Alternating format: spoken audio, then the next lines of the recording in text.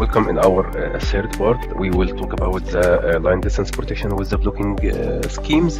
So we will keep everything as before in the template, just we can change the title so it can be indicated by blocking schemes here. The power system will be the same with the line parameters with the infeed A and infeed B. Also we have the same configuration. We have two CMC, one for relay A which ended by 404 and one for relay B which ended by 753, and here is the test manager. But before we go forward to test procedure, now let us talk about the DIGSI software. So what is the difference here? We are changing here the device configuration. As you can see here is the distance protection. Teleprotection schemes is blocking from the device configuration. Then you can send DIGSI to device and you can enter this password about 60. So this values will be transmitted to the relay. Then we can start our testing. And if you look to the teleprotection or for the distance protection here, you will find out there is a new timer which called the time delay for release after pickup. So we have the first three timers as well, which is the send prolongation and transient block duration external fault, or transient block, which is the block time after detecting an external fault, will be delayed by 0.05 second.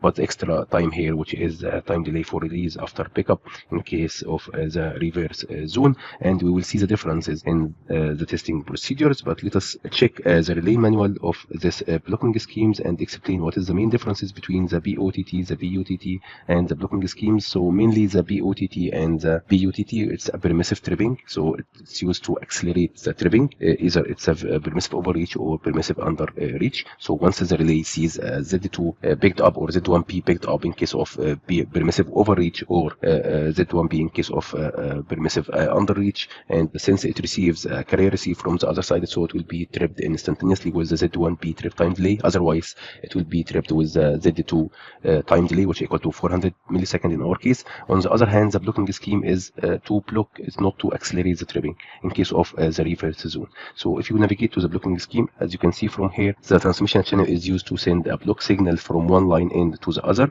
and the signal is sent as soon as the protection detects a fault in the reverse direction, which means Z3 in our case. So the tripping also is possible if the scheme, if we didn't receive any signal from the opposite line end. So also the tripping is possible. That's why we have to monitor the communication status. It should be healthy all the time, just to make sure that the communication is not interrupted and we didn't receive any carrier from the other side because of the communication not healthy. So we have to make sure the communication is healthy and we didn't receive any carrier receive, so that we can accelerate the tripping. Otherwise it will be blocked and the relay will trip by Z2 trip time delay. Also here, as you can see, the fault inside the overreaching zone Z1P, which is approximately 120% of the line length, will initiate a tripping unless the blocking signal is received from the other line end. Okay, this is on the two terminal. But on the other hand, if we have three terminal lines, so Z1P here must be set to be reliably reached beyond the longer line section, even if there is an additional infeed via the T point. And to avoid any signal race conditions, also a transmit signal can be prolonged by suitable time, the TS, which we explained in the device DIGSI configuration, once it has been initiated, which is equal to 0.05. This is the time for signal prolongation. As you can see, is from here, it's 0.05 second. Then you can see also the logic. You can navigate through the logic. So in the two terminal lines, the signal transmission may be phase segregated. In this case, the send and the receive circuits operated separately for each phase. But on the three terminals, the transmit signals are sent to both opposite lines. So the receive signal are then be combined with a logical OR gate, as no blocking signal must be received from any line end during an internal fault. So with this parameter, which is a type of line, in our case is two ends, but in some other cases it can be three terminals. So we have to check in the three terminals that the device is informed, so as to whether it has been one or two opposite line end. And here is the logic, as you can see. So here is the send logic. So the send logic, the teleprotection must be on. There is no any blocking of the teleprotection. Also, there is no any fail of the communication channel between the relay A and relay B. And you can see here the distance forward is inverted, which means if the device sees the distance forward, the fault in the forward direction, so it will not send any carrier to the other end. Otherwise, if it's in the reverse, it will send a carrier sent to the other side or the other end. So once the other end receives this carrier, so it will be blocked which means the fault on the successor line or predecessor line is not in our protected line, so our relay should be blocked and should be tripped with the normal delayed times. And here is the trip logic as we explained before. So here is the distance will be accelerated if we didn't receive any carrier from the other side. As you can see, it's inverted. And here is the release delay as we explained in the DIGSI software 2108. As you can see, from the DIGSI software settings here, here's the time delay for release after pickup. It can be 30 millisecond, 40 millisecond, 50 millisecond, depends on the topology.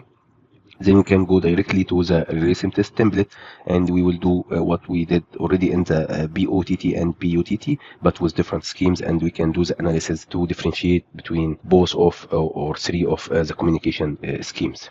So I will click execute. And now the pop-up message tells me to deactivate the teleprotection. So now it's already deactivated. So I will click pass to proceed to the next step. Also, you can do check wiring from here or to identify and the CMC you are working with. So if you forget any of these details, you can get back to the video part number 1 for the permissive overreach, which I explained all the details of the RelaySimTest software. So here is the time grading without any teleprotection. You can expand a little bit this ribbon or this window to see the name of the test case.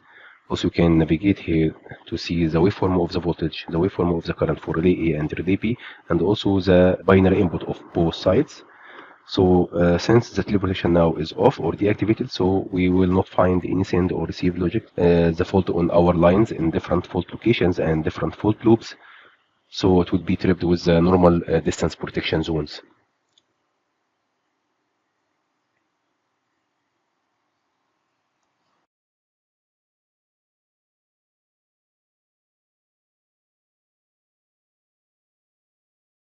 I explained all of this before, but you can see here at 14%, the relay A will trip with Z1, while the relay B will trip with Z2 because it's considered as 68% from the line length from the respective of end B. Okay, at 26, both relays will trip in Z1. As you can see from here, so 28 and 36. At 74 also, both ends will see it in Z1. The relay A will see it in 74%, and the relay B will detect it at 26%, which means Z1 as well. On the other hand, if the fault location 86, so the relay A will trip with Z2, and the relay B will trip with Z1. So once you finished, it will give you a pop-up message again instruction using the instruction command to activate the teleprotection. So I will activate it and return it back to continue. Okay, so now teleprotection active at both ends, so we can proceed.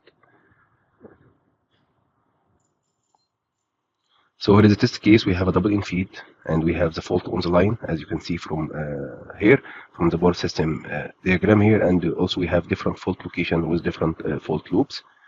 You can see now you can differentiate between the teleprotection tripping time and Z1 tripping time. So trip A here at 0% will be tripped with Z1, but trip B, since it doesn't receive any carrier from the other end, so it will trip with Z1B trip time, which means 68 or 70 millisecond. Okay, at 50%, both relay will see it in the forward direction and Z1, so both relay will trip instantaneously. Also, you can see here the send and the receive logic. There is no any send or receive logic because the fault on the line, which means there is no any reverse detection of any external fault, so there is no any send or receive signals.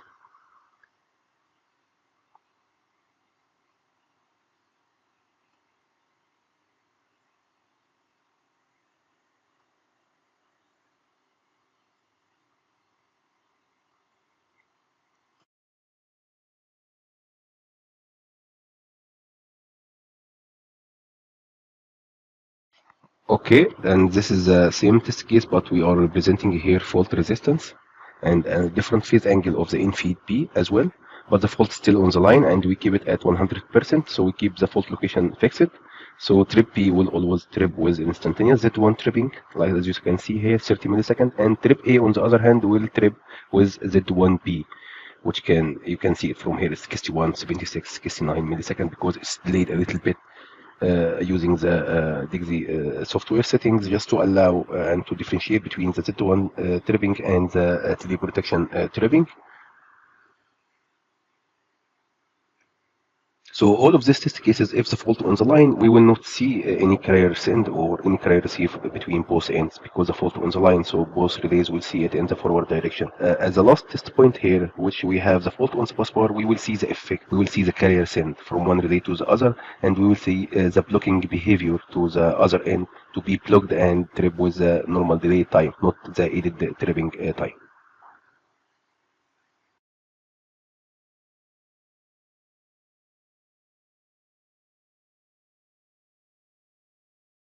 So here is a test case of a single infeed coming from A only, but still the fault on the line. So there is no any infeed coming from B side, from relay B side, so the current is 0. On the other hand, also the same case, but the single infeed B, which means the relay A will not see any current, as you can see. So there is no any feeding from the end A. So you will see the tripping only for relay B from here.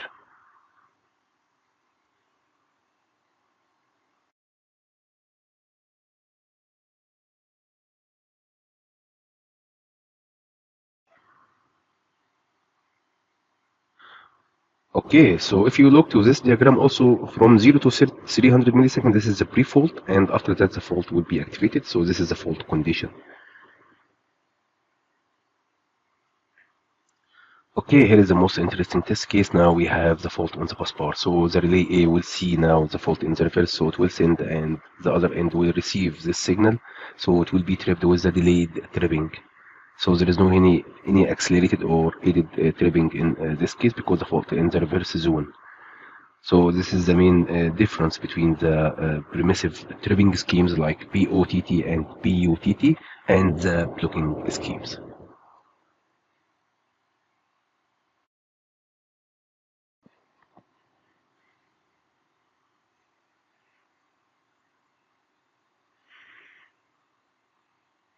Okay. So the relay A always received a receive signal because it's coming from the other end with the fault in the reverse.